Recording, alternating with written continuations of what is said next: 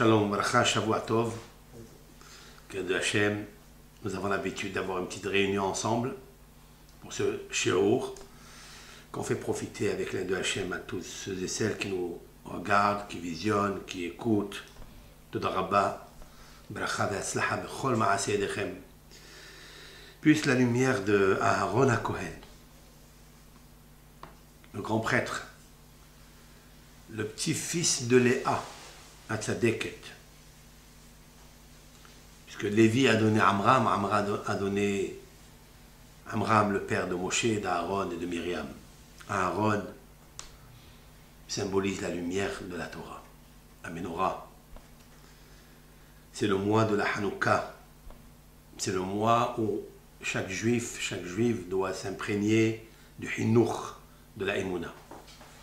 On ne peut pas arriver à un bon Hinouch de soi d'abord. Avant le mariage, après les enfants. S'il n'y a pas le fondement, Yesod HaChassidut veShoresh HaAvoda, le service divin, qui est une racine. Quand il y a une racine, donc il y a un tronc. S'il y a un tronc, il y a des branches. Les branches, il y a des feuilles, il y a des fruits. Tout dépend de la racine en bas, le Yesod. Sauf que le Yesod, c'est un fondement en dur. Mais le Shoresh, c'est la racine. Une racine vit. Un fondement, vous le posez sous le bâtiment, vous construisez un bâtiment, il ne bouge pas. Il est immuable, solide. Ça aussi, il nous faut une solidité dans notre Avodat Hashem. Une ténacité. Mais il nous faut aussi que ça pousse. Donc c'est pourquoi le Ramchal, Rabbi Moshe Hamlatzoto, ce grand maître de la Torah, ce grand kabbaliste, d'après certains, il est le Nitzos de Rabbi Akiva. On expliquera, on a déjà diffusé plusieurs cours de ça. Le Shoresh, la racine de tout, les mois qui arrivent et des années à venir, dépend énormément de ce mois de Kislev. Kislev, c'est un mois où il nous faut travailler les flancs. Les flancs, c'est toute la partie qui va vers le bas. Les Kesalim. Il est inversé dans les psaumes Vayasimu Belohim Kislam. Vayasimu, ils ont posé leur foi, leur assurance. Belohim. Le mot assurance, le mot bitachon, Kislam. Qui se lève. C'est un mois où on a vu que, comme on va le voir dans Al-Anissim, Al-Purkan, Al-Givorot, Al-Teshuot, tous les miracles que Hachem a fait dans ce mois, au Hashmonaïm, au Maccabi. Yehuda Maccabi, c'est la période où Yehuda va s'approcher de Yosef. On va le voir dans Miketz, on va le voir dans Parashat Vayigash Elav. La paracha de la semaine de Vayeshev, Yehuda avec Tamar, la puissance de Yehuda, d'où ils ont reçu la force, les branches de l'arbre, de Yehuda Maccabi. D'où de Yehuda, celui de Tamar, parce que le Mashiach va naître de là.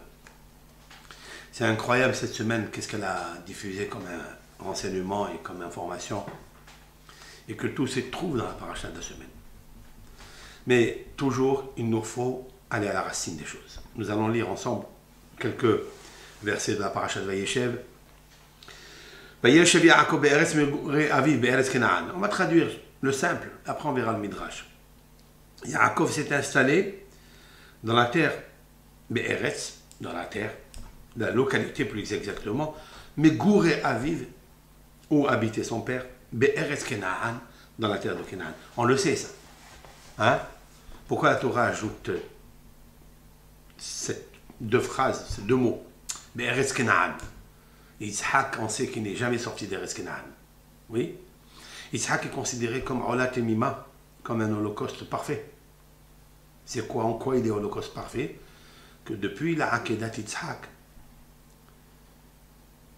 depuis le sacrifice d'Isaac, il est resté en Eretz Israël. Il n'a jamais quitté Eretz Israël. Maintenant, Yaakov Yeshev veut s'installer là-bas et ne plus sortir en Houtz Haaretz. Dit le Midrash, de la même façon que nos patriarches, Abraham, Yitzhak, ont aspiré toute leur vie de rester dans l'ombre de la pupille de Dieu, c'est-à-dire Eretz Israël. La même chose Yaakov aujourd'hui, il dit, ça y est, 22 ans en dehors d'Eretz Israël, maintenant je vais m'installer. Mais Eretz Kenaan, pourquoi Eretz Kenaan ici? Parce que pour s'installer définitivement, il faut avoir la achna'a de celui qui la dirige. Achna'a, cela veut dire la soumission. Ce mot-là, achna'a, est très très important. C'est une définition de ce que ça veut dire Kenaan. Parce que cette terre de Kenaan, de l'époque, c'est quoi? Kenaan. Pourquoi on ne les appelle pas une fois Hiti, une fois Périsie, une fois Yevoussi, une fois Gigashi? Mais Kenaan, ça englobe toutes les nations qui habitaient avant. Jusqu'à ce que soit venu Avraham Avinu. Avraham Avinu est la foi. C'est celui qui nous a transmis la foi dans sa racine, dans son fondement du Yud Kevavke.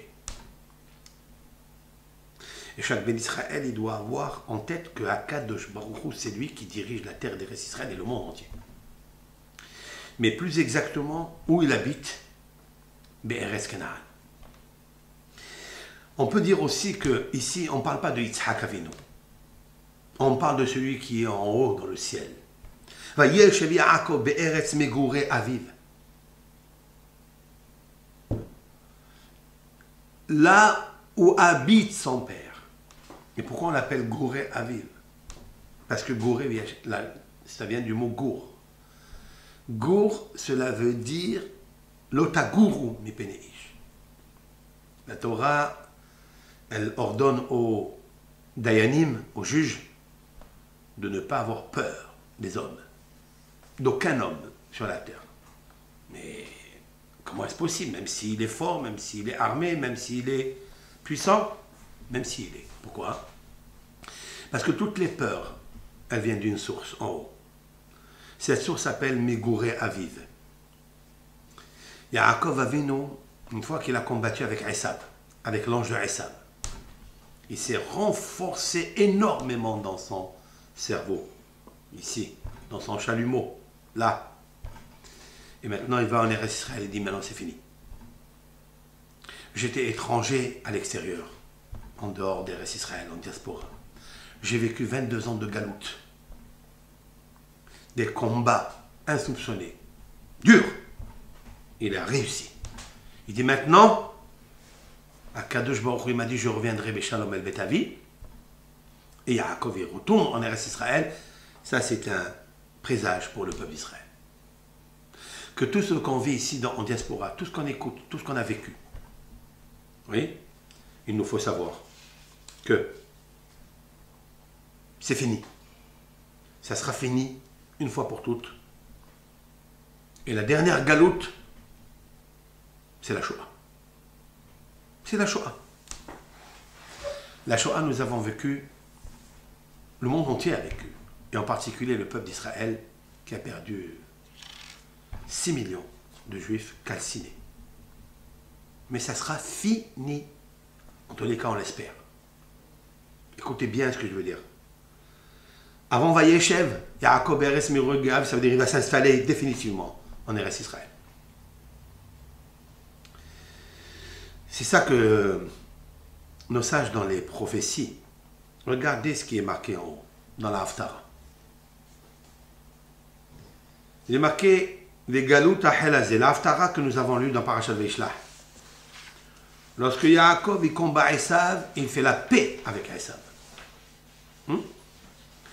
Il combat l'ange et l'ange le bénit. Ce n'est pas seulement une histoire du présent, de la vie de Yaakov. C'est la vie d'un présage à venir pour nous, l'Am Israël. Alors beaucoup se demandent des questions, est-ce qu'il va y avoir une troisième guerre mondiale, etc. Il y a beaucoup de vidéos qui circulent et des pronostics qui sont donnés, même parmi nos hachamim. Pourquoi ne pas prier la prière de Yaakov Avinu? Si la parasha de Vaishlach nous a appris que Yaakov Avinu, ce zaken, ce vieillard, c'est-à-dire ce sage, il se conduit avec Esav, alors qu'il savait qu'il arrivait avec la bombe atomique, avec le nucléaire. Mais il y a 400 fantassins, des héros, des puissants, des guerriers, des couronnes sur leur tête. Et Esav est venu combattre Yaakov. Voilà que Yaakov s'est préparé à 3 choses. Le cadeau, toujours. Le pacifisme. Tout d'abord, une voie diplomatique. La gentillesse. Le cadeau. La fraternité. L'amour avec son frère Esav. Il peut être Esav, il peut être Ahi. La Torah nous dit des choses extraordinaires, pas en plus, pas fortuitement. Le Esav que Yaakov il avait dans le ventre avec lui, qui se battait avec lui, c'est le même Esav qui est aujourd'hui, mais c'est son frère. Il peut le transformer de Esav, il peut lui briser les armes de Esav, et il peut lui donner le cadeau pour devenir Ahiv, son frère. Et c'est la raison pour laquelle il s'est préparé au Doron. Doron, c'est quoi? C'est les voies diplomatiques, comme on voit aujourd'hui. La deuxième chose, qui est bien sûr en ordre, c'est la guerre. La guerre. Si vraiment il cherche à être Esav et ne pas se consoler avec le cadeau, alors c'est la guerre. Il s'est préparé à la guerre. Mais le plus, à quoi il s'est préparé? À la guerre personnelle, à l'intérieur de lui. Il a essayé, Yaakov Avinu, de prier à Hashem Yitbarach, d'éviter le crime, d'éviter les morts, d'éviter du sang qui coule. Dans le ventre, il a cherché l'un à l'autre à se tuer. Comme j'ai expliqué au nom de Rabbi Yohanan. Il l'a cherché. Mais Yaakov Avinu a réussi à transformer la guerre, pas par le cadeau, parce que ça ne marche pas ça, ni par la guerre, parce que ça ne marche pas, pire encore. Qu'est-ce qui marche? La prière. Yaakov, il a prié à Hashem Yitbarach. Comment il a prié à Hashem Yitbarach? Il a dit à Hashem Yitbarach, fais en sorte que je ne tue pas et qu'il ne me tue pas, même un parmi nous.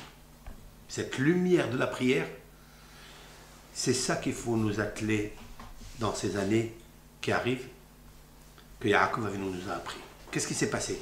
Yaakov a réussi par la prière. Et Esav, avec toute sa haine, momentanément, dit le texte, et Rabbi Shimon bar Yochai le dit, il a enlacé Yaakov, il s'est embrassé avec lui, et ils ont fait la paix ensemble. Esav, il a quitté Eretz Israël, il est parti Seira, à Seir.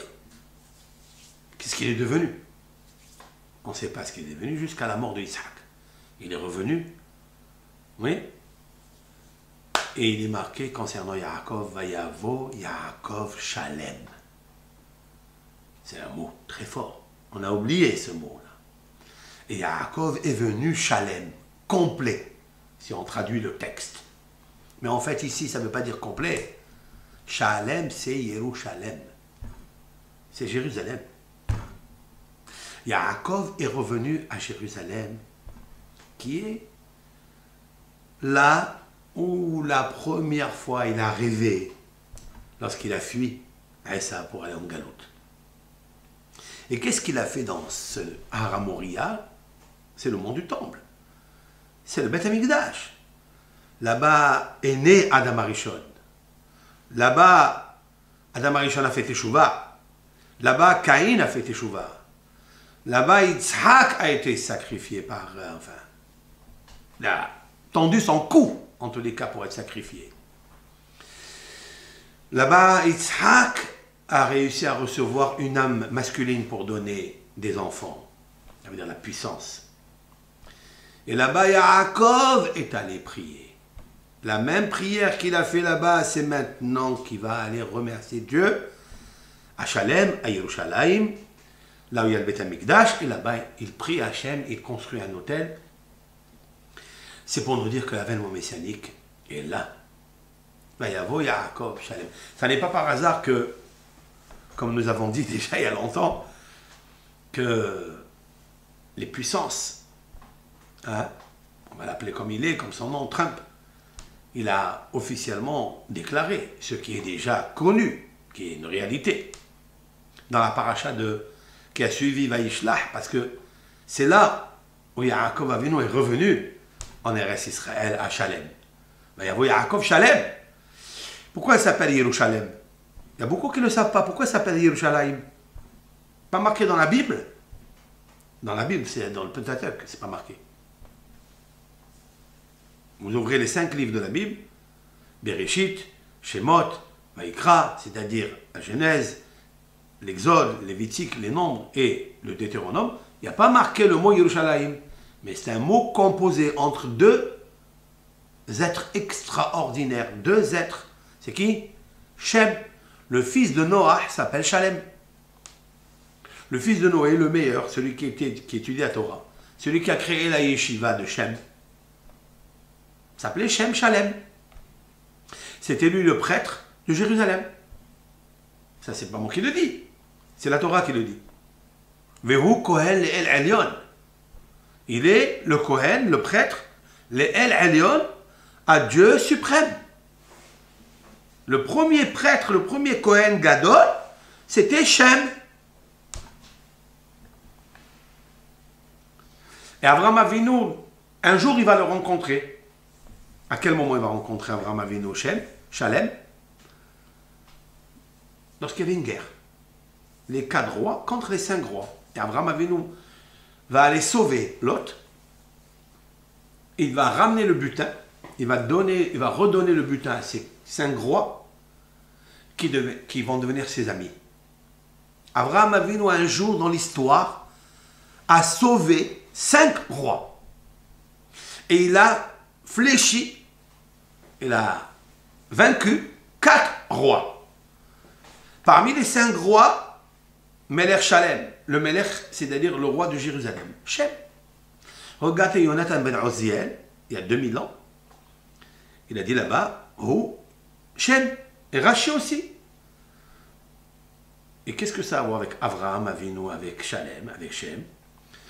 C'est que Avraham Avinu, il descend de Shem. Mais là, pour une histoire extraordinaire de guerre, ils vont faire la paix ensemble. Et ils vont se construire ensemble. Et ça, c'est Shalem. D'où vient le mot Yerou? Comment ça s'écrit Yerou? Yud, Resh, Vav. Ce mot-là, il vient de Har HaMoria. Parce qu'il est marqué là-bas que Dieu est apparu Behar Adonai Yerae. Dans la montagne de Dieu, Yerae. Il est apparu à Hachem, à Avraham. Et là-bas, il le bénit. Il va le bénir, je multiplierai une multitude de bénédictions. Quand on parle d'Abraham, ça veut dire de la génération d'Abraham, la progéniture de toute personne qui est sous la émouna d'Abraham Avinu. Yerou, c'est Yira. Yira, c'est la crainte. Yerushalayim, parce que c'est une ville, écoutez bien, qui s'appelle Gour. C'est une ville de la crainte. C'est une ville, Yerushalayim, qu'il faut beaucoup avoir la vénération de cette ville. C'est là où se pose le siège social de Akadosh Baruch Hu, le Beth HaMikdash, dans Yerushalayim, pas dans un autre endroit. Et puis elle deviendra Ir David, la ville de David Amelech Alav Shalom, puisque son fils, Shlomo, va construire le Beth HaMikdash là-bas. Il fait son siège dans Ir David, la ville de David. Voilà. Vayeshev Yaakov be'eretz megurei aviv. C'est incroyable. C'est que Yaakov, maintenant, il va s'installer où? Dans la terre megurei aviv. On ne parle pas de Yitzhak. On parle ici de Aviv Bashamayim, son père du ciel. Parce que c'est à lui qu'il faut avoir Hatshamaim, il faut avoir la crainte du ciel.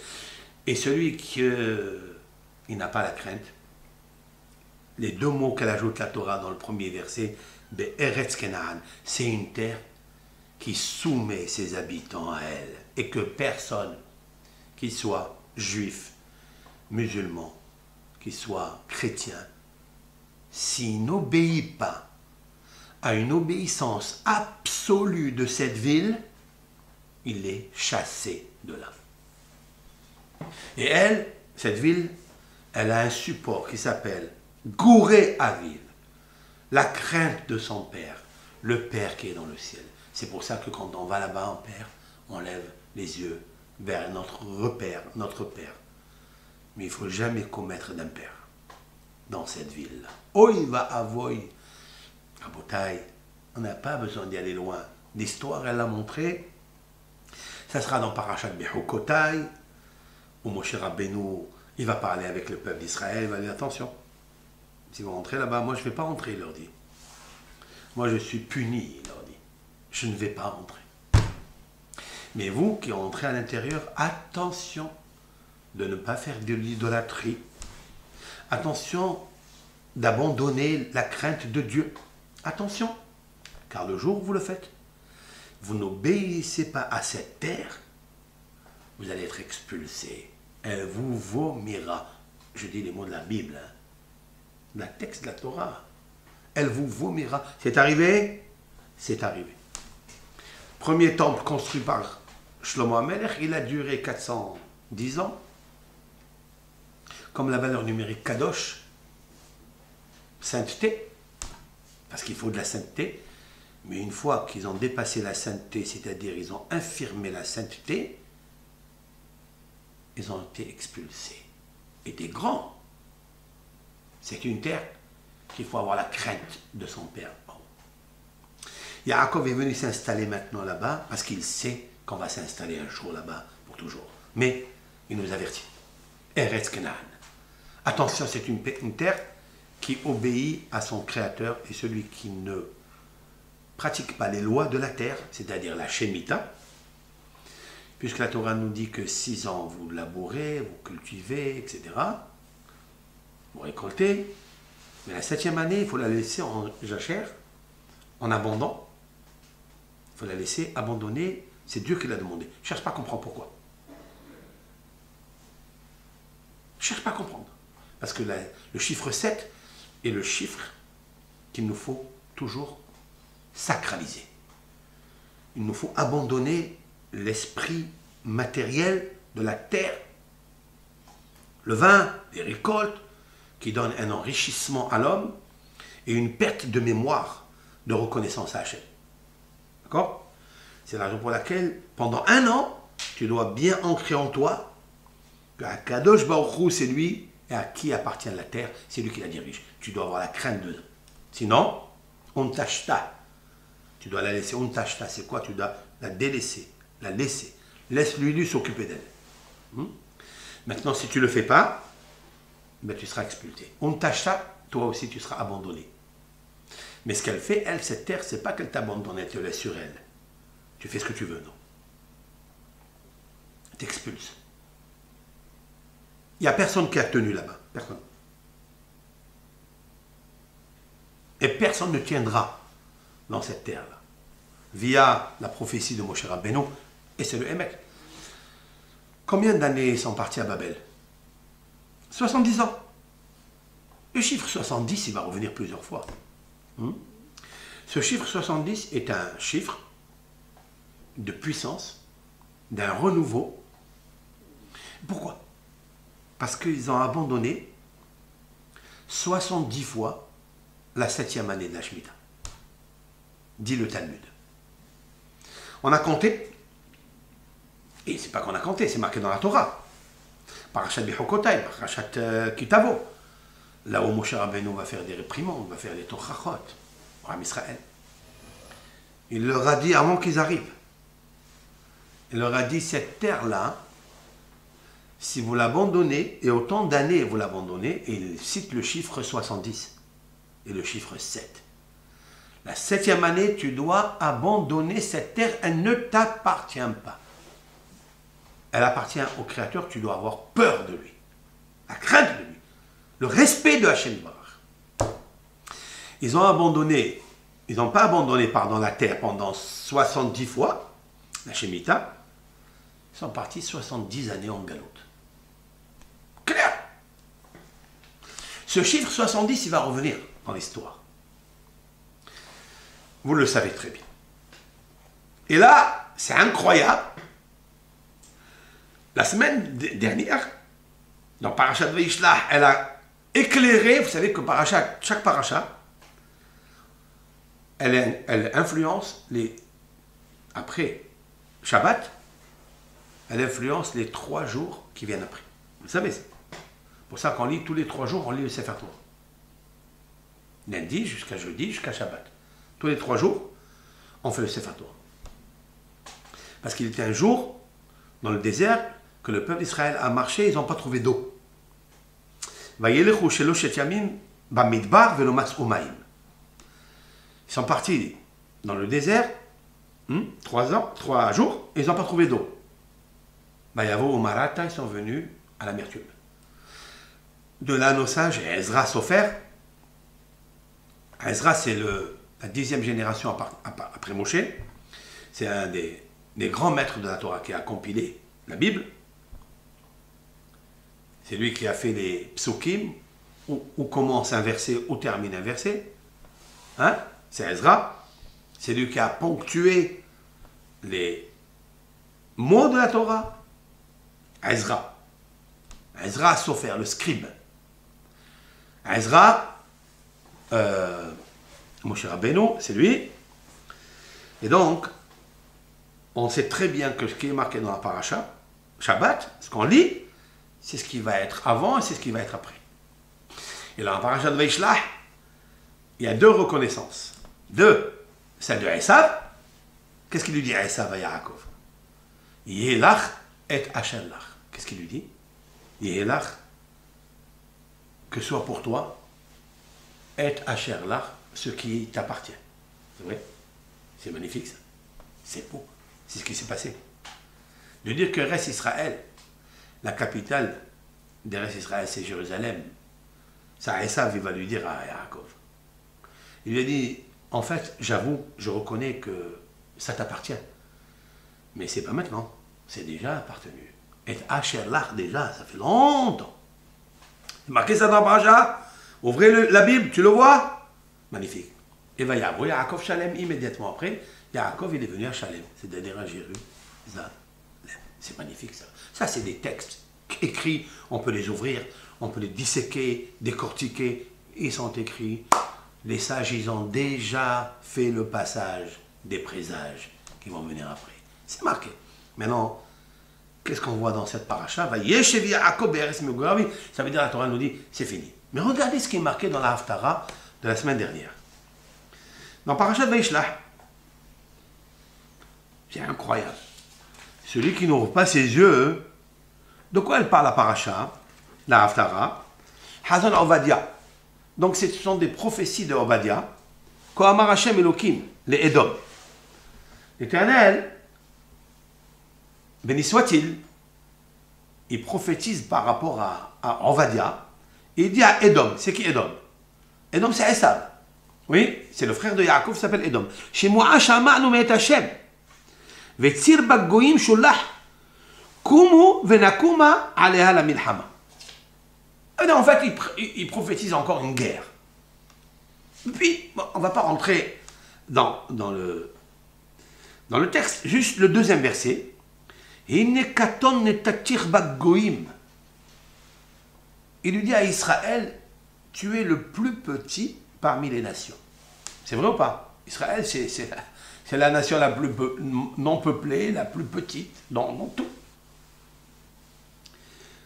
Bagoïm parmi les nations. Bazoui atameod. Qu'est-ce que c'est Bazoui? déshonorés, énormément tués.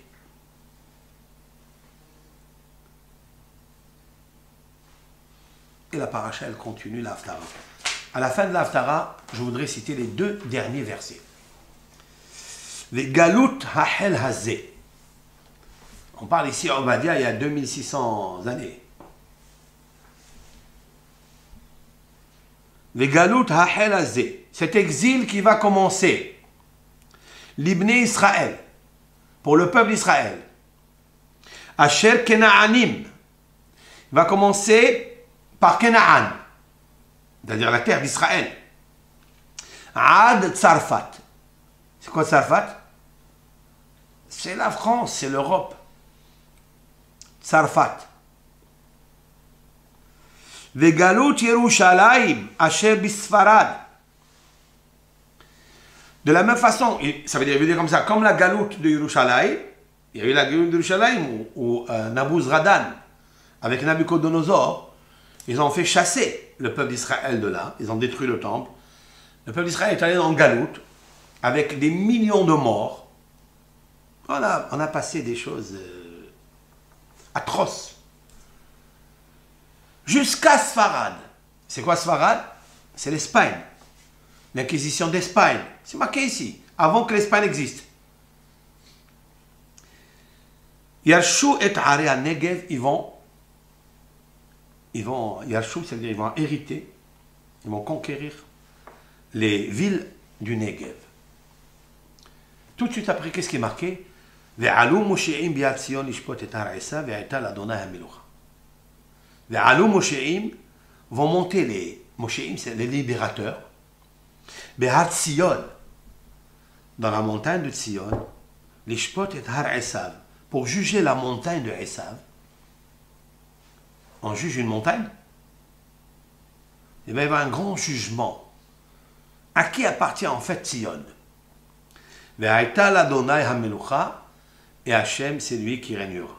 Regardez les initiales avec moi. Reprenons le verset. Les galoutes, l'exil. Qu'est-ce que vous lisez à la fin? Tav. Hachel, Lamed. C'est-à-dire le début de cet exil, Hazé, celle-là, qu'est-ce que tu vois à la fin? Donc j'ai un Tav, j'ai un Lamed, j'ai un He, Libné, un Yud, Israël, Lamed. Regardez de quoi il parle. He, Tav, Lamed, Yud, He est égal Hitler. Hitler. Tu as Tav, Lamed, He, Yud, Lamed. Les Hitler. Avec Asher. Asher, tu as Resh. Vous avez ici 5 lettres. Ils forment les Hitler. Quand ça veut dire qu'Hitler? D'où il sort ça? D'où il sort ce mot-là? Qui ne connaît pas une Marchémo, ce nom-là? Que son nom soit effacé. Hein? On le cite, mais on doit l'effacer immédiatement avec le nom. Il est effacé du monde, de toute façon. Nous qui avons vécu bien après, et que nous avons vécu la Shoah, regarde ce que Obadia, le prophète Obadia, prophétise. Il nous parle de Jérusalem, il nous parle de Kenaan, il nous parle de Tsarfat, il nous parle de l'Espagne. C'est toutes les inquisitions, en fait, un peu partout. Mais où elle a commencé à Tsarfat, c'est vrai que la domination du rachat de ce nom Hitler, il est situé ici dans Haftara. Mais pourquoi il est ici? Parce qu'il aura une fin. C'est vrai? Mais immédiatement, de quoi on nous parle? C'est fini. Ça veut dire qu'il nous faut espérer qu'à partir de cette galoute-là, cet exil qu'on a vécu, il ne faut pas penser qu'il va y avoir une troisième guerre mondiale. Il faut prier maintenant qu'elle n'arrive pas. Vous allez me dire, mais comment? Mais avec ce qu'on écoute, les pronostics, les diagnostics et tout ce qu'on écoute dans les médias, il ne faut pas faire gaffe de ce qui se passe dans les médias. Il faut faire attention à ce que dit le prophète ici. Ça veut dire qu'il y a après qu'on a énoncé les inquisitions de Hitler, de Sfarad, de Tsarfat, il y a quelque chose après? Il n'y a rien. Qu'est-ce qui a marqué? Une bonne nouvelle. Ve'alou Moshe'i be'al Sion, montrant les libérateurs dans le mont Sion. C'est où le mont Sion? C'est Yerushalayim. Lishpot et Har Esav, pour faire un jugement à la montagne de Esav, c'est-à-dire à l'orgueil de Esav. Ve'aita l'Adonai ha'melucha. Si l'on convient et qu'on a la émouna dans un fondement solide, dans les prophéties du Ham Israël, Obadiah, eh bien, Vayeshev Yaakov be'eretz Miro avi be'eretz Kenan. Qu'est-ce qu'est la suite de cette haftara? C'est notre paracha de Vayeshev, où il va s'installer. Yaakov, c'est le peuple d'Israël. Be'eretz, dans la terre, Megouré Aviv, c'est là où il faut avoir peur de Hachem, c'est-à-dire la terre de Jérusalem, il faut avoir peur, qui se trouve en Eretz Kenaan. Et ça, c'est magnifique. Maintenant, comment ça va se produire tout ça? Alors là, je vais vous lire un midrash. On va faire le midrash ensemble. Le midrash nous dit comme ça. Vayeshev Yaakov. Ele toldot Yaakov Yosef. C'est vrai? On va lire ensemble le midrash qui se trouve dans Tanhuma. Maktiv les ma'ala. Qu'est-ce qui est marqué en haut? C'est-à-dire dans la paracha de Vaishlah. Ele alouf et ben Esav. Voici les généraux des enfants de Esav. Alouf Magdiel. Le général qui s'appelle Magdiel. Quel nom extraordinaire, hein? Magdiel. Qu'est-ce qu'il y a dedans, dans Magdiel? On peut analyser ensemble? Alors dis-moi, Yann, qu'est-ce que tu peux lire dans Magdiel? Il y a le premier général de Esav, il s'appelle Magdiel, dans la paracha de la semaine dernière. Après que Esav ait reconnu à Yaakov que les bénédictions que son père lui a données, en fait, ils lui reviennent, d'ores et déjà depuis qu'il a été le premier-né, il a avoué. Esav, il quitte Eretz Israël et il va à Seira. À Seir, c'est où aujourd'hui Seir? Ils se sont un peu dispatchés un peu dans le monde. Mais ceux qui sont partis après la reconnaissance de Yaakov, ils vont revenir un jour pour reconnaître. Parce que ce qui se passe dans la Torah, c'est pas seulement le présent de Yaakov avec la reconnaissance de Esav à Yaakov. C'est ce qui va. Ils vont se diffuser dans le monde. Ils vont tous revenir. Ça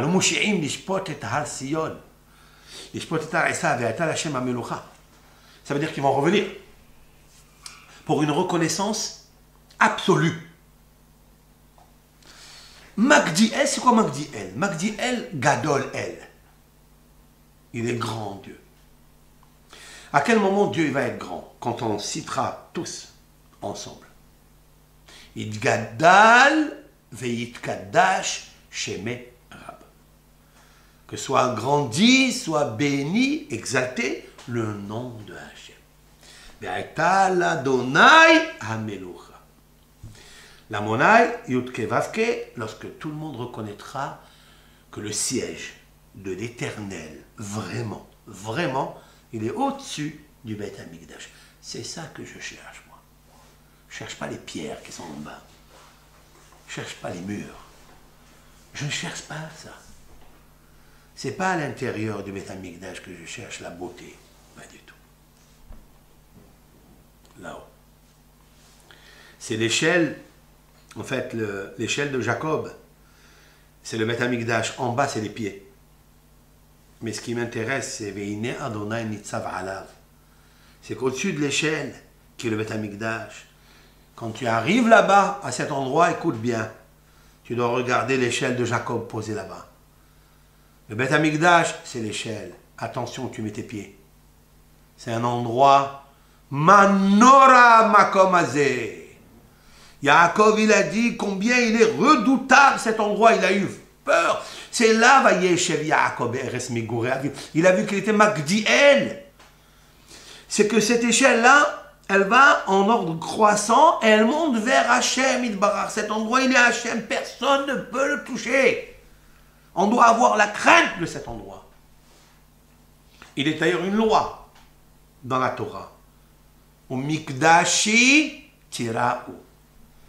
De bon Beth Amikdash Tira'u. Le mot Ira. Tu dois avoir la crainte et la vénération. Le respect. C'est un endroit extraordinaire.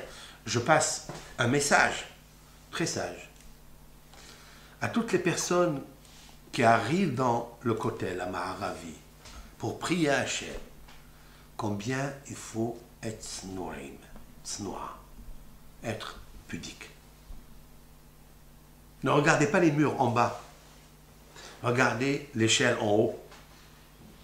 On vient dans un endroit où tout le périmètre air, espace, nucléaire, c'est à Kadosh Baruch Hu.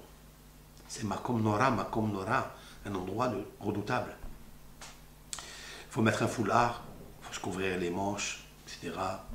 Et arriver là-bas et prier avec une vénération. Il faut s'étonner qu'on n'a pas cette tsniout, parce qu'on ne connaît pas, en fait. On ne connaît pas la réalité des choses. Mais elle y est. La Kedusha, notre patriarche Yaakov, celui qui a fondé les Shvatim, il a dit Manora Makom Hazeh, Enzekiim Bet Elohim Bezesha Shamayim. C'est le portique du ciel, cet endroit-là. Ok? Donc maintenant, on a tout compris. C'est qu'après la Shoah, il y a Magdiel, on va dire Idgadal, Idkadash. Arrêtons de jeter des plans sur la comète, de dire il va y avoir une guerre mondiale, pas avoir une guerre mondiale, on peut l'éviter. Yaakov a évité dans Parashat Vaishlach, il a évité par la prière et par le pacifisme, il a évité la guerre. Vous savez les minots qu'il y a aujourd'hui, les marionnettes, qui disent qu'ils vont faire, qu'ils vont faire, qu'ils vont faire. Tu peux dire ce que tu veux, plus que Esav, il n'y en a pas. Plus que Amalek, il n'y en a pas. Ça n'existe pas. La méchanceté et la haine de Amalek n'existent pas. Comme Amalek, ça n'existe pas. Et pourtant, elle a flanché. Pourquoi? Parce qu'il faut être tzaddik. Il faut être un vrai tzaddik. Comme Yaakov Avinu. Notre prière, elle doit être unie pour éviter qu'il y ait, encore une fois, ce que Yaakov Avinu il a prié, que je ne tue pas et qu'on ne me tue pas. Qu'on verse plus de sang. Ça suffit Caïn et Abel. Maspik. Caïn qui après un sable, il a tué Abel. Maspik, ça suffit. Alors vers Alumoshéim Be'arsion, je viens de découvrir, après la Shoah, après le Hitler, après l'Inquisition d'Espagne, après le Vichy de France, finish. Il n'y a plus de guerre. Ça doit être vers Alumoshéim Be'arsion que montent les libérateurs au Mont Sion. Les Shpot et Dar-Esab, pour faire un jugement. Faites un jugement, pas de guerre. Qu'est-ce que c'est un jugement? C'est là, il faut avoir l'esprit plus grand que le fantasme. Plus grand que tous ces mahshavot de guerre, de haine, de verser du sang. Maspik le Amalek, maspik le Esav, maspik le Haman. Maspik. Et dans ce mois où la lumière de Aaron est claire, c'est-à-dire la paix, c'est un moment où il faut prier le shalom. Il faut prier la paix. Et c'est pour ça, donc qu'est-ce qui est marqué en haut? Maintenant le Midrash il dit une grosse question. Dans la paracha de la semaine de Vaishlach, à la fin, Hakadosh Baruch Hu, c'est-à-dire il a ordonné à Moshe Rabbeinu d'écrire la hiérarchie, d'accord, des enfants de Esav. Il demande pourquoi Hakadosh Baruch Hu nous a cité tout cela. L'arbre généalogique de Esav. Pourquoi? Qu'est-ce qu'on a à faire nous, de ça? Machal et Melech, alors il dit là une chose suivante. Et écoutez bien ce que dit le Midrash. Il y a une anecdote, une parabole. Chez Melech, un roi, chez Ayalo Margalit, il avait une pierre précieuse, Mushlechet Betocha Afar, qui était jetée à l'intérieur du sable. Ou Betocha Tzrorot, et à l'intérieur des graviers. Maintenant, il ne sait pas où elle est.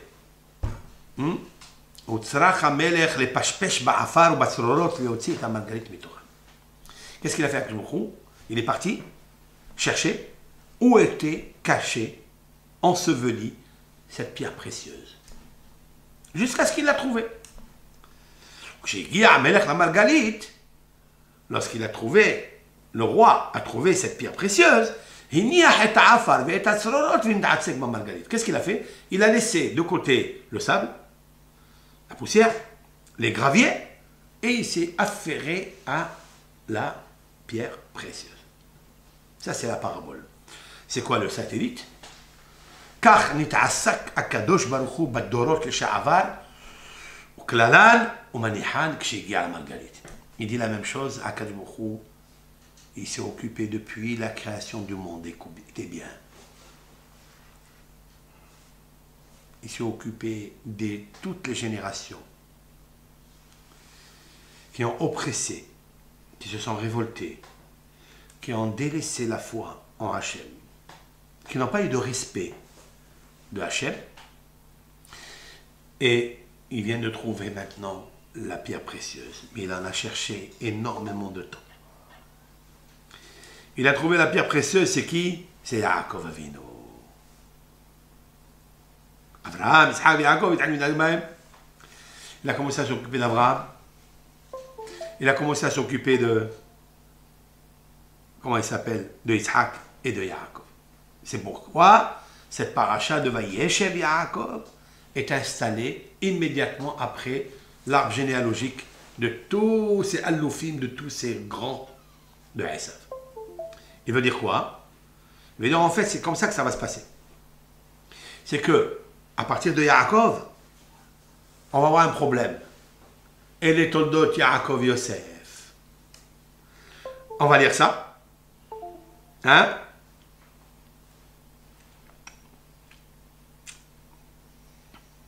Maintenant, on va lire le deuxième Midrash. Et les Toldot Yaakov Yosef.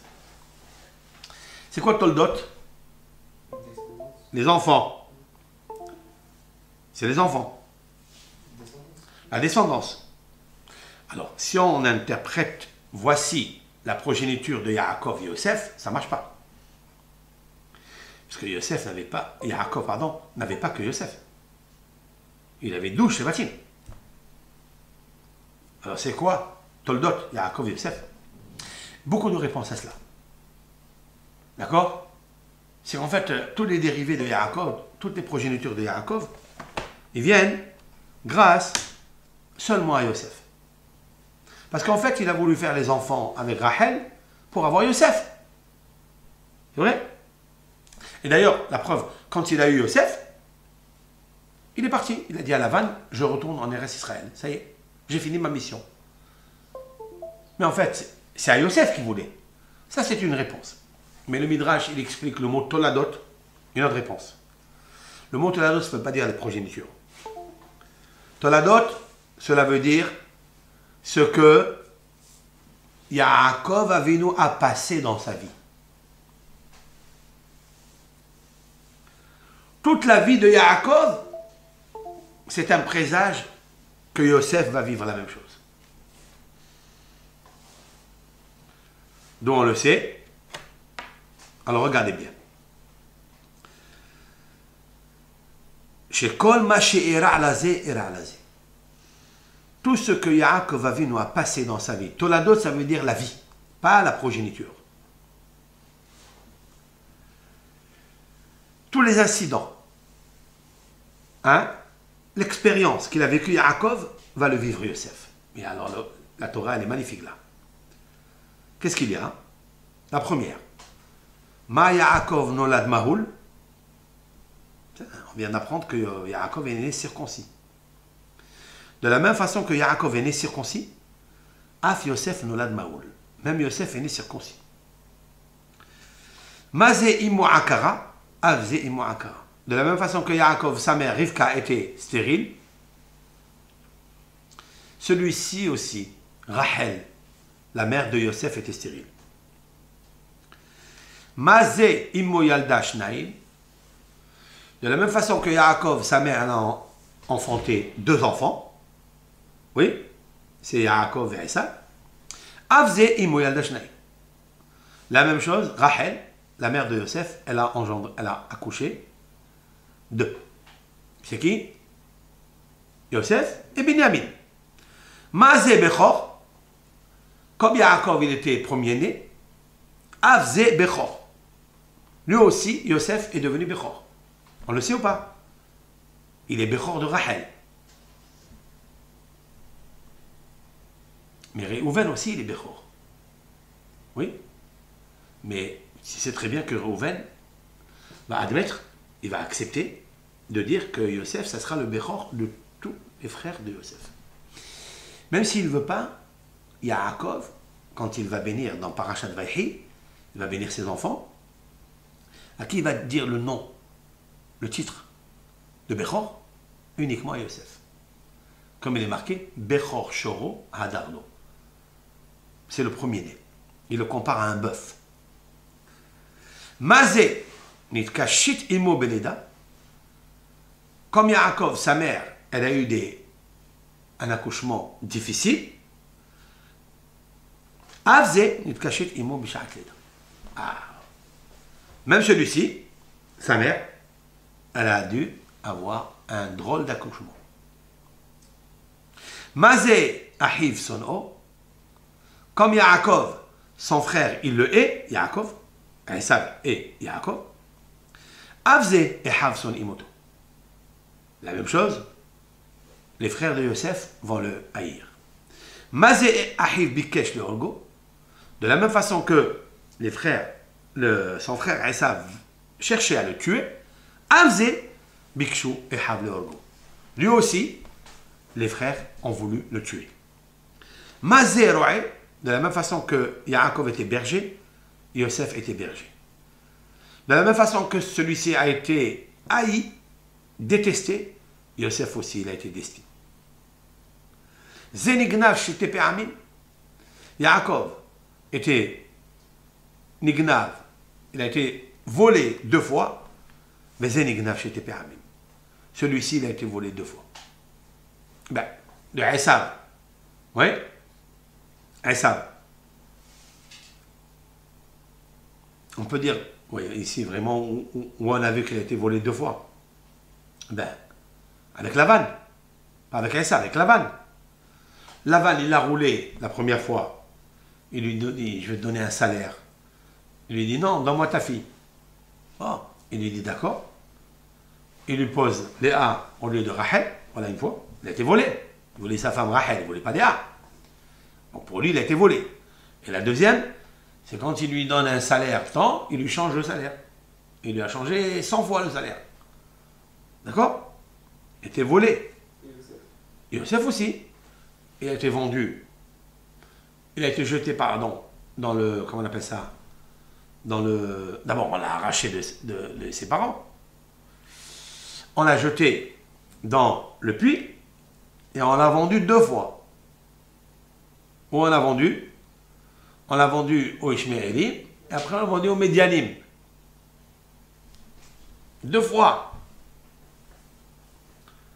D'accord? Zénith Barek Be'osher, celui-ci il a été béni par la richesse, c'est Yaakov, son père il le rend immensément riche. Zénith Barek Be'osher, et Yosef est devenu aussi immensément riche, le vice-roi d'Égypte.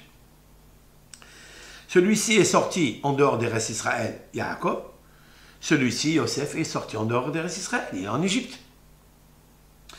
Zé Nasa Isha Mechutz al-Haaretz, celui-ci se marie avec une femme en dehors des restes d'Israël, Yaakov, Léa et Rachel. C'était à Aram Naharaim, à Haran. Et celui-ci, Yosef, se marie avec la fille adoptive de Potiphar, qui est Asnat. D'accord? Zéholid Banim Bechutz al-Haaretz. Yaakov a donné naissance à tous ses enfants dehors des restes d'Israël, excepté la naissance de Binyamin, qui se trouve seulement en restes d'Israël. Mais la grossesse était en dehors des restes d'Israël. Mais Zéoli Banim Mechutz al-Haaretz. Yosef a donné naissance à Ménaché et Ephraïm en dehors des restes d'Israël. Zé livuhu malachim. Yaakov l'a accompagné des anges. Vezé livuhu malachim. Et celui-ci l'a accompagné des anges. Comment on le sait? Lorsque Yosef, dans la paracha, son père, il lui dit, va voir. Regarde comment on vend ton frère, tes frères. Va voir le shalom de tes frères et du troupeau. Il a rencontré un homme. C'est qui cet homme? Gabriel. Et Gabriel, il l'a accompagné, tout au long, jusqu'en Égypte. Et en plus, il lui a enseigné 70 langues. Yosef, il parlait 71 langues. Il y avait une plus que le pharaon, la Shona Kodesh. Qui lui a enseigné à Yosef les 70 langues? Gabriel, dit le Midrash. C'est le même bonhomme que la Torah dit Ish, c'est-à-dire important. Le Midrash dit c'est un ange, et on trouve ça dans les valeurs numériques. C'est Gabriel, il l'a accompagné jusqu'en Égypte. Il était avec lui, sinon il serait perdu, Yosef. Avec la force de la Toum'a en Égypte, Yosef il est perdu. S'il n'y avait pas Gabriel avec lui. Zenit Gadel alidé Halom, ce qui est intéressant c'est ça, c'est que Yosef a été grandi par un rêve. Il rêve que les frères ils sont en train de gerber, de ramasser des gerbes. Ils ont entouré Yosef. Yosef il se dresse, sa gerbe se dresse, et les gerbes des autres se courbent. Ça veut dire qu'ils vont se prosterner devant lui. Donc, ils ont vu de lui déjà un roi dans le rêve. Yaakov aussi. Dieu, il l'a grandi par le rêve. Ça veut dire par la névoa, quoi. Zenit Barech Bet Hami Bishvilo. Lavan. Il n'avait pas d'enfants. Il n'avait que des filles. Il n'avait pas de garçons. Et la richesse, elle n'arrivait pas chez Lavan. Grâce à Yaakov, quand il est venu, et c'est répété d'ailleurs plusieurs fois dans la Torah, Yaakov dit à Lavan, écoute, tout ce que tu as aujourd'hui, c'est parce que j'ai mis les pieds. Enfin, les pieds, ça ne veut pas dire les pieds comme tu le comprends. Quand j'ai mis les pieds, ça veut dire quand j'ai fait attention, Netzach Hod Yesod, aux 3 séphirotes qui sont en bas, dans les jambes. Le pied droit, le pied gauche et le Brit Kodesh. C'est ça les pieds. Ouais? Le ragli. C'est ça qu'on attend le Mashiach. Lorsque les raglaïm seront corrigés. Lorsque les pieds, c'est-à-dire les pieds sont corrigés, alors c'est sûr et certain que le Mashiach il vient. Combien va être la joie intense à ragler les pieds de l'annonciateur, du Mashiach. À ragler. Pourquoi ragler? Et raglaïm, c'est la partie la basse. C'est ça qu'il faut corriger. Nous sommes dans le dor du Kilkul Yesod. La partie la plus basse de Adam Arishon. Lorsque Yaakov, il apprend que Yosef, il a été déchiqueté par une bête féroce, puisqu'ils ont amené la tunique trempée dans le sang.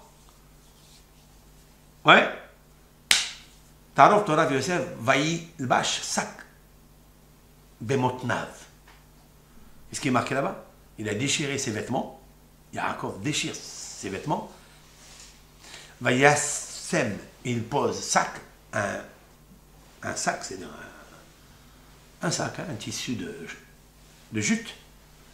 Bemotnav, c'est quoi Bemotnav? Dans ses flancs. Pourquoi il le pose là-bas? Si un enfant il se perd dans la vie, c'est parce que cette partie des parents qu'il faut corriger. Mais motnaim ol mata. Pour ça, comme une ceinture à partir des flancs. Vers le bas, c'est là où il y a le pied droit, c'est Netzach, dans la sphère du Netzach, c'est la victoire. Le pied gauche, c'est la splendeur, le Hod. Et le Brit Kodesh, c'est le Yesod.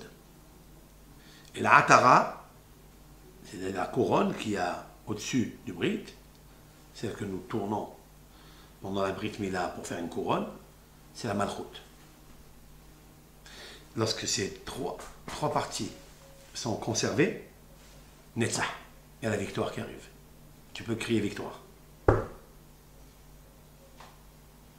Et tant que cette partie-là n'est pas arrangée, tant que les bénis Israël, les Bnot Israël, n'ont pas corrigé cette partie, le Kdusha, on peut mettre encore un sac en jute.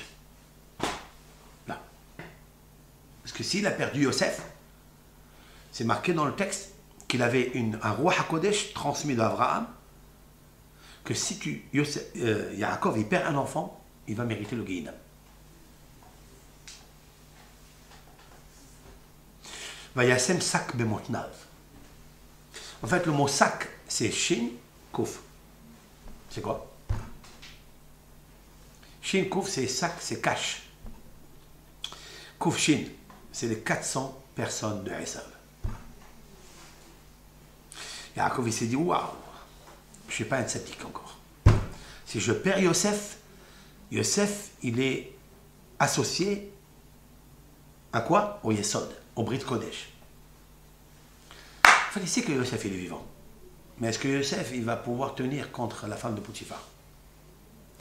Est-ce qu'il va tenir contre la Grèce? Contre Yavan? Yavan, c'est la Grèce. Yud, Vav, Nun. Yavan, c'est l'anagramme du mot Noi. Noi, c'est la beauté. C'est l'esthétique. C'est l'informatique. D'accord? Est-ce qu'il va tenir devant le Noi, devant Yavan? Alors il a eu peur. Qu'est-ce qu'il a fait pour briser ça? Écoute bien. Pour briser ça, pour ne pas que ça arrive à Yosef, il a déchiré ses vêtements.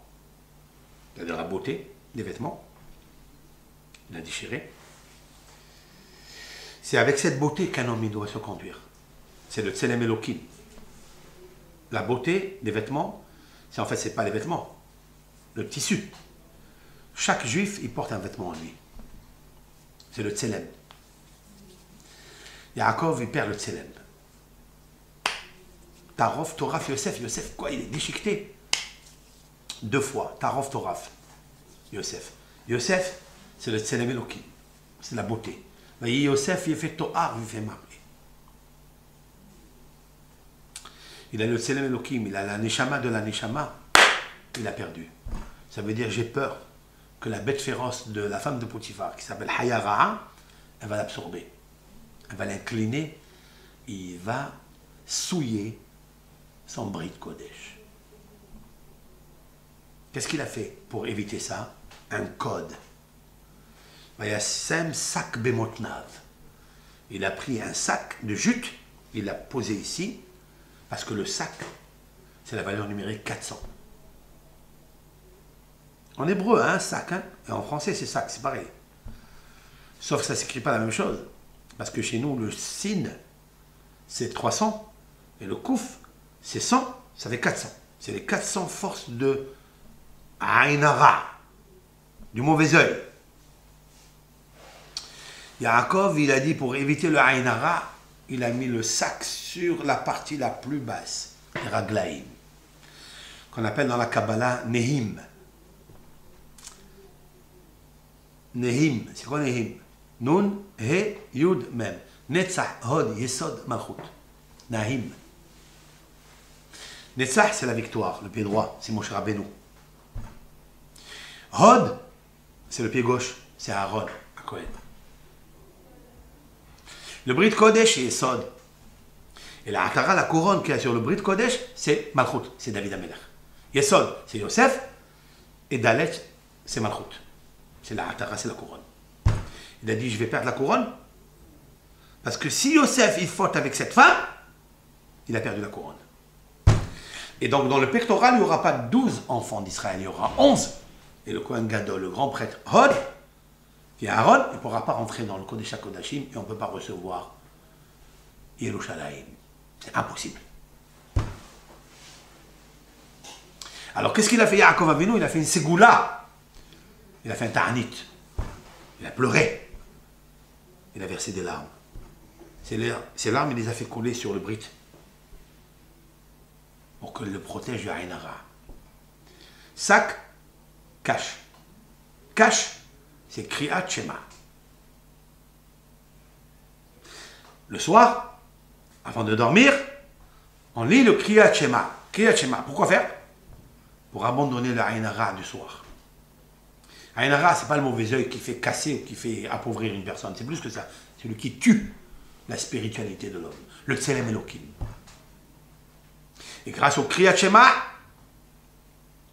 Kovshin, qui est l'anagramme du mot sac, il faut le mettre Bemotnav pour ne pas toucher cet endroit par les clairs.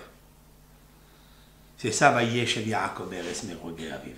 Il a dit, écoutez bien ce que je dis là, une grande allusion, une vision.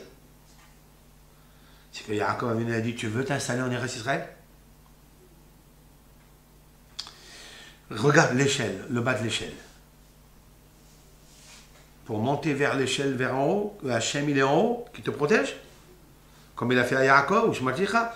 Yaakov, il était propre dans ce domaine, dans le bas de l'échelle. Parce qu'il était Moutsav, Artsav. Tu veux être dressé sur cette terre, Eretz Israël? Il faut que ça soit Kadosh. Manora, Makomazé, combien il est redoutable. Attention de ne pas toucher. À ne pas abîmer cet endroit. Mais Yaakov, il a dit, je vais m'installer en Eretz Israël, à Yerushalayim, Beth Amikdash, je suis dedans. Et les Toldot Yaakov Yosef. Mais Yaakov, il doit transmettre à Yosef tout ce qu'il a vécu Yaakov, et aussi les raglaïm, les pieds. Si on veut entendre les pieds de l'annonciateur, le Mashiach, faisons attention à Nehim. Je vais vous donner un sod avec l'aide de Hachem. Après le Maboul, vous vous rappelez? Le Maboul qui a causé à cause de la perte séminale et après dysfonctionnement du cerveau. Lorsque le chalumeau était allumé avec des étincelles de perte séminale dans tous les sens. Oui? Après, l'Éternel a donc fait un nettoyage de toutes ces personnes-là qui ont vécu dans le déluge. Qu'est-ce qu'il a fait Noah? Il a envoyé la Yona. Il a envoyé la colombe. C'est quoi la colombe? La Shekhina. C'est la blancheur, l'innocence, la paix. L'âme Israël est comparé à la Yona, à la colombe. Il l'a envoyé. Qu'est-ce qui est marqué là-bas? Velo matzah hayona manoah lekav ragla. J'explique. Elle n'a pas trouvé la colombe, manoah, un endroit où reposer ses pieds. Qu'est-ce que ça veut dire? Qu'est-ce qu'elle vient nous raconter? Qu'il y avait encore de l'eau, puisqu'elle n'a pas trouvé où poser les pieds. Ça veut dire qu'il n'y avait pas de terre encore. Il y avait de l'eau encore dans du Maboul. C'est ça que ça veut dire. Mais le sod, il est le suivant. La Yona, Noah, le prophète, il vient de dire que la Yona, la Shekhina, elle ne pourra jamais se reposer dans le Beth Amikdash. Pourquoi? Les Kafragla. Parce que la partie basse de la Shekhina, c'est notre partie à nous basse. Il nous faut d'abord corriger cette partie. Alors, vous avez compris ou pas? Si on corrige la partie du pied droit, pied gauche, le Brit Kodesh, on fait attention à ça, on met un sac, on ferme ça avec Kriyat Shema, avec l'acceptation du joug céleste, Shema Israël, Hashem Elohim, Hashem Echad, avec 248 mots, comme la valeur numérique Romah, c'est-à-dire le glaive, tu n'auras pas besoin de guerre mondiale. Fini. Pas de glaive, pas de nucléaire, pas de bombe atomique, pas de missiles. Fais attention juste à ne pas envoyer les missiles semences qu'il y a dans le Keshet, dans l'arc, qui est le Shin d'Aletyud. Le Shin d'Aletyud, c'est le Brit Kodesh. Fais attention, garde, ne souille pas cet endroit. Alors il trouvera la Yona Manoach le Kavragla. Alors la Yona qui est la Shekhinah, elle trouvera au reposer. Combien c'est la valeur numérique Yona?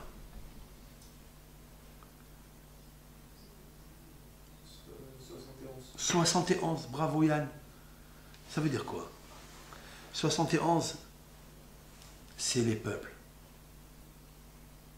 C'est les 70 nations, plus 1, c'est Israël. Et comme nous sommes maintenant à la 70e année d'Eretz Israël, d'accord? De l'indépendance d'Eretz Israël. Nous allons commencer la première, oui. Et la deuxième et la troisième. Faisons attention à cette Yona. À la 71e année. Pour que puisse venir la Yona et reposer sur le Beth Amikdash pour le construire.